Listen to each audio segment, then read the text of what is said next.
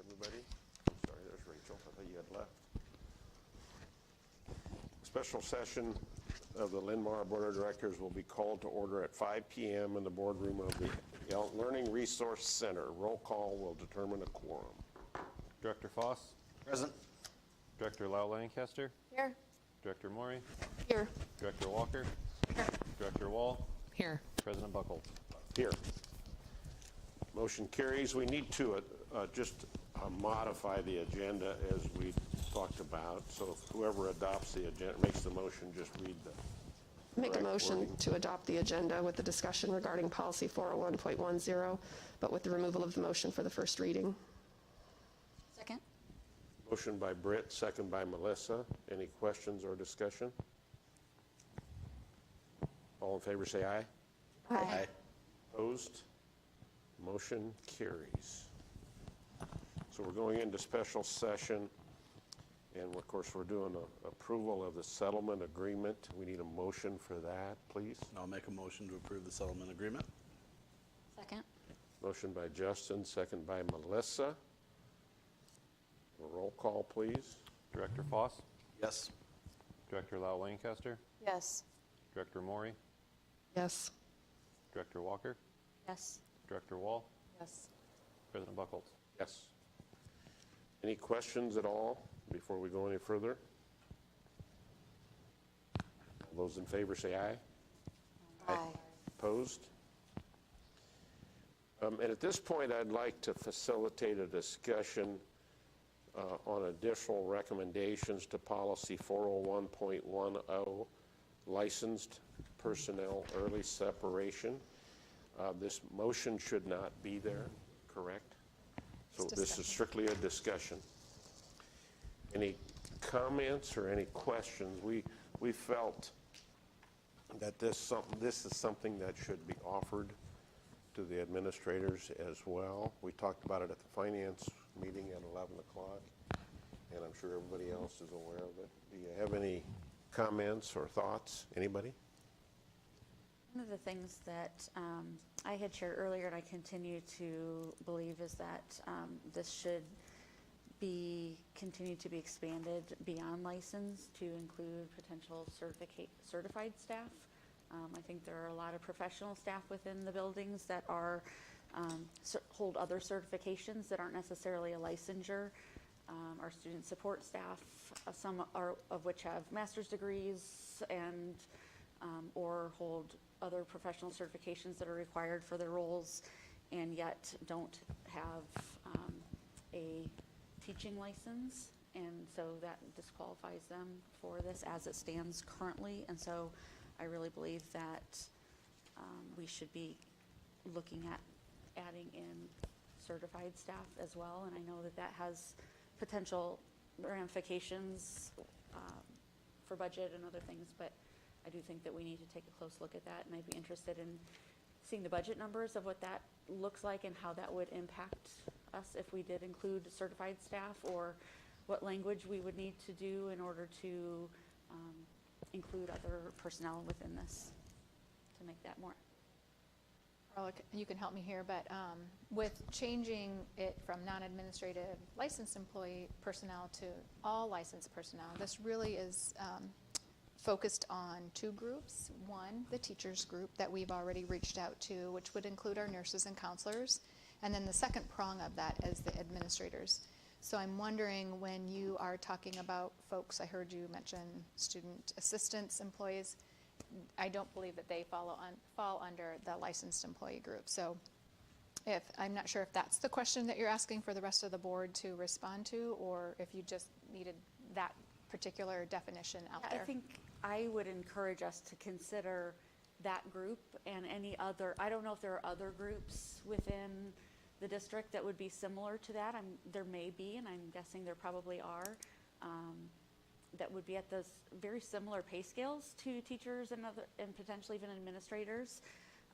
And because they don't have that teacher license and they're not technically an administrator, they're falling off the radar, they're falling in between the cracks, and I just don't feel it's very equitable for us to be offering this to licensed teachers, offering it to administrators, but not offering it to other people who are doing very similar levels of work and have maybe been here for a very long time and holding very similar or equivalent professional degrees to not have the same benefits.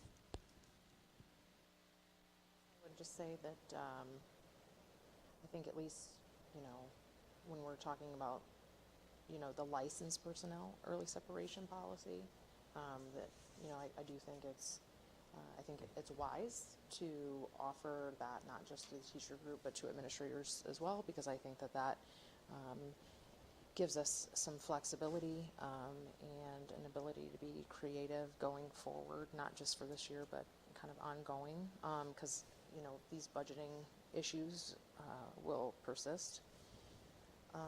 And I would say I'm not opposed to, having a discussion about the potential of offering early separation to non-licensed personnel, at least having that conversation in that policy committee and just, talking about what that could possibly look like or what the potential financial ramifications of that are. I think that that's just kind of, that's going to require a lot more information, and I just don't. That's definitely not something that I think we can offer for this year, just because of the time it will take to gather the information to decide whether that's something that we think is a good idea. But I definitely think it would be worthy of a conversation in the near future. I think we need to be, all of those thoughts are important. I think we want to be cautious because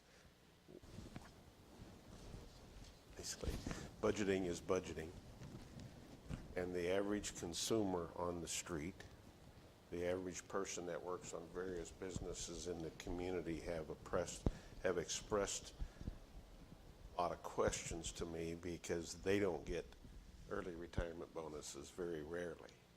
So for us to offer this opportunity to our licensed individuals and our administrators is really a really strong positive and a strong faith in the organization that these people have accomplished and been very valuable to the district.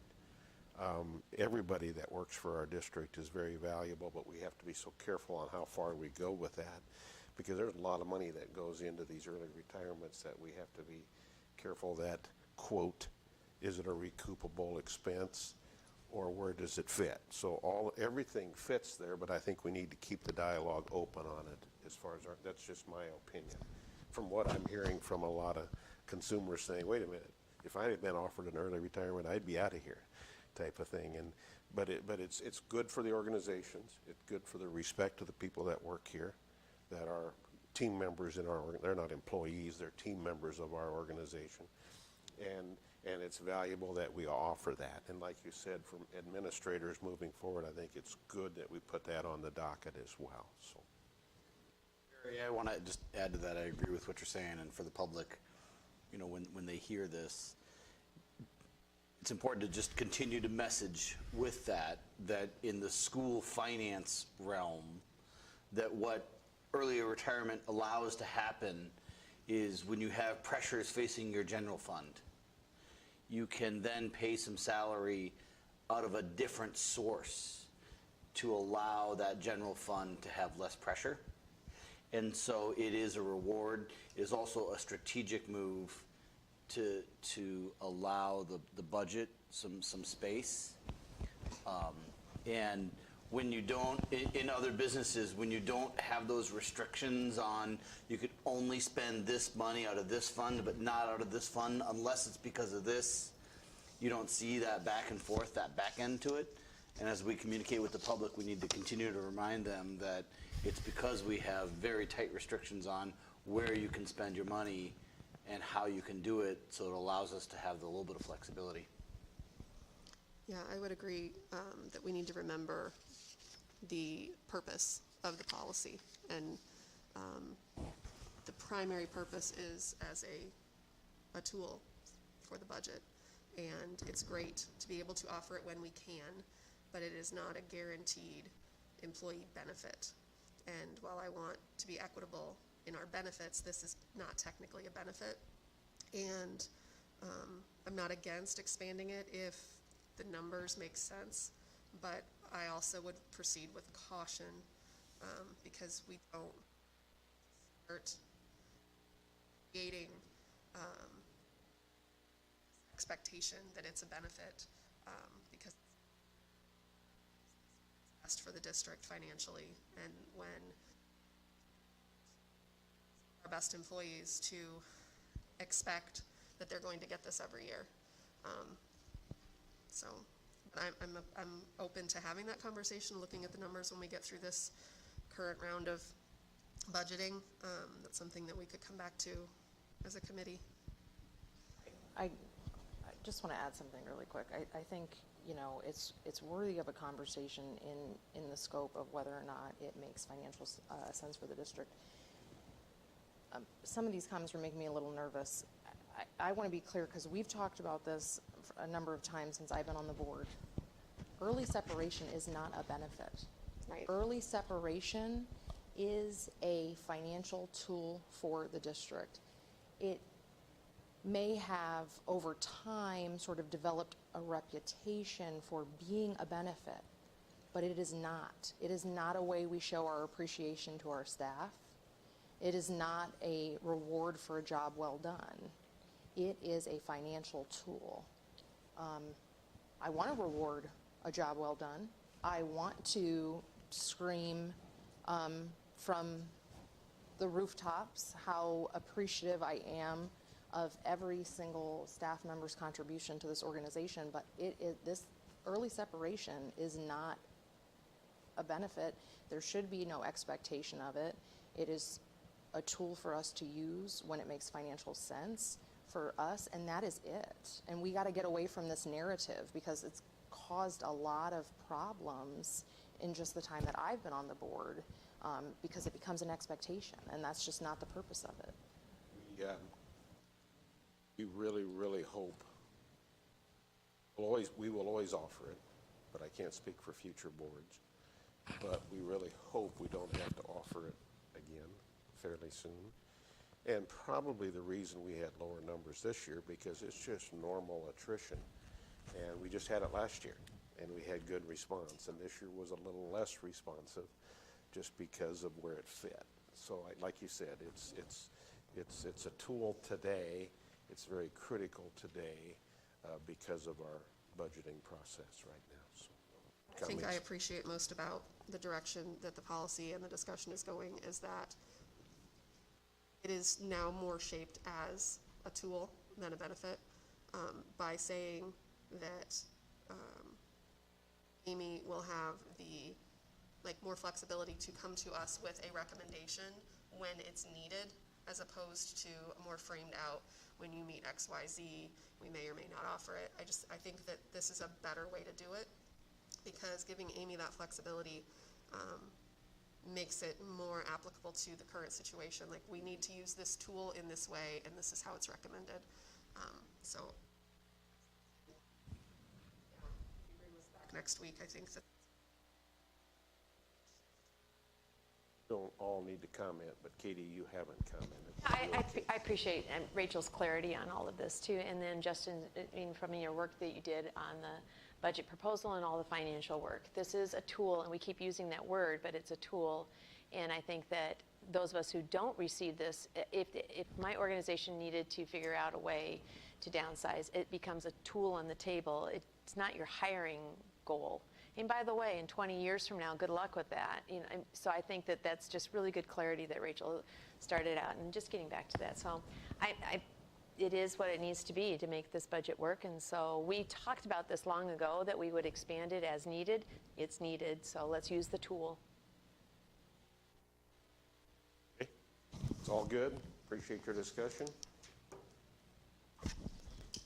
Adjourn. motion to adjourn at 5:14. Second. Motion by Britt, second by Justin. All in favor, say aye. Aye. Opposed? Motion carries. Thank you for fitting into your schedule and the discussion.